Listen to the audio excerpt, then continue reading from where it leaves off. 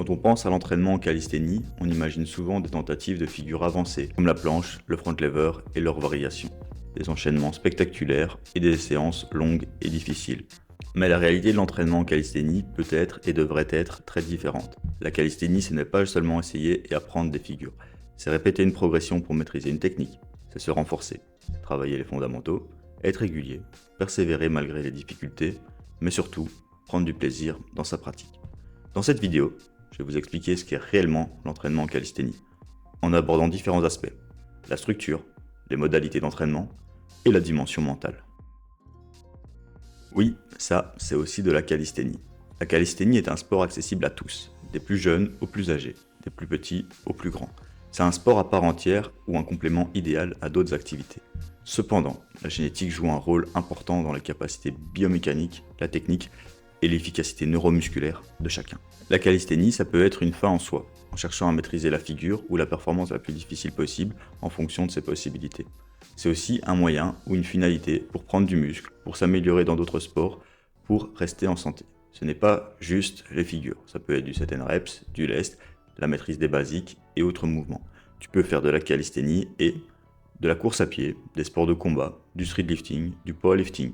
Tu peux en faire 2 à 3 fois 30 minutes par semaine, ou alors y consacrer 5 fois 3 heures par semaine. Tu peux t'entraîner sans matériel, avec peu de matériel ou beaucoup de matériel. Tu peux t'entraîner sans structure, à l'intuition, ou alors en suivant un programme méticuleux comme un robot. Peut-être même combiner un peu des deux. Tu peux t'entraîner seul ou en groupe. Tu peux faire de l'exercice, te maintenir, en faire pour la santé, ou alors réellement chercher à progresser.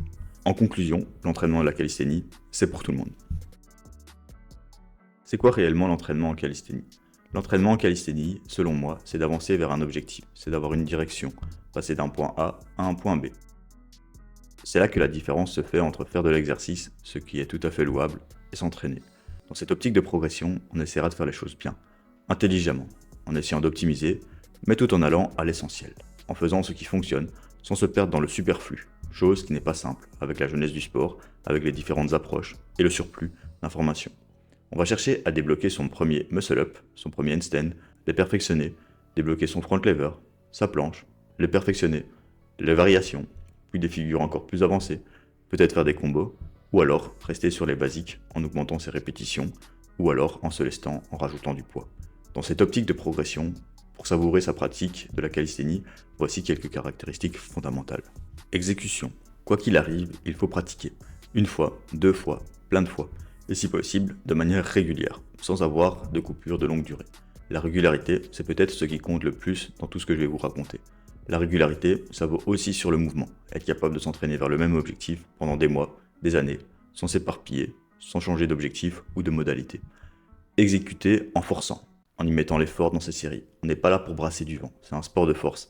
Mais attention à ne pas tout le temps forcer, tout le temps être dans l'essai. En faisant de trop, certains prônent cette approche du tryhard, qui peut fonctionner, mais pas pour tous. Et vu qu'on est dans un sport de force, peut-être mieux vaut privilégier les principes de l'entraînement de force, dans lequel la gestion de la fatigue, par exemple, est importante. En plus, on sait qu'on peut progresser en force sans forcément aller à l'échec. Et pour l'apprentissage moteur, il faut être capable d'être exposé suffisamment longtemps au mouvement, et aller à l'échec n'est pas très productif pour cela. Quand on parle d'exécution, idéalement, on cherche à appliquer une certaine technique. Il va falloir conscientiser, donc avoir connaissance de cette technique, et savoir l'appliquer. C'est-à-dire respecter certains critères d'exécution et des activations nécessaires pour réussir, pour avoir plus facile ou alors rendre plus esthétique les mouvements. On cherchera à avoir un certain degré d'exigence avec soi-même. Ensuite, il y a tout le débat de la bonne et de la mauvaise forme. De nouveau, cela va dépendre de l'approche, mais j'aurais tendance à recommander la plupart du temps une bonne forme avec potentiellement de temps en temps une moins bonne forme en fonction du contexte. Programmation. On va commencer par sélectionner simplement les exercices sur lesquels on veut s'améliorer. Par exemple, des progressions de son niveau qui sont pertinentes pour réaliser ses objectifs. Des progressions isométriques, dynamiques, des exercices développant sa force générale ou sa force spécifique, au poids du corps ou avec poids. Des renforts pour prendre suffisamment de masse musculaire, au poids du corps ou avec poids. La réalité, c'est que bien souvent, pour beaucoup, il faudra commencer par des progressions basiques, peut-être rester longtemps sur ces basiques, parfois avoir besoin de construire suffisamment de masse musculaire avant de pouvoir s'entraîner avec des mouvements plus avancés, et de ne faire que ça.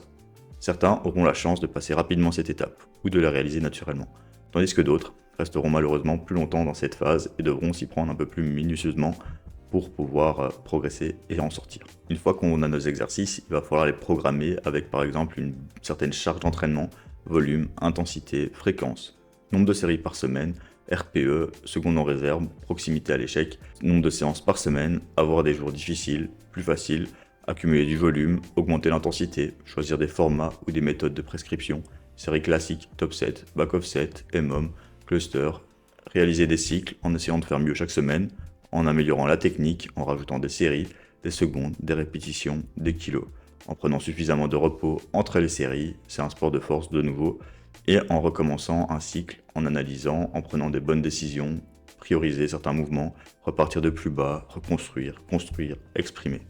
Certains ne se prennent pas la tête sur cette programmation et se contentent de pratiquer, de nouveau avec intention et régulièrement, tandis que d'autres y consacreront plus de réflexion. Pour reprendre ce concept de direction, on pourra compter, développer son ou un système basé sur notre expérience personnelle ou nos apprentissages. Suivre une échelle de progression par exemple, des routes pour réaliser nos objectifs ou nos performances.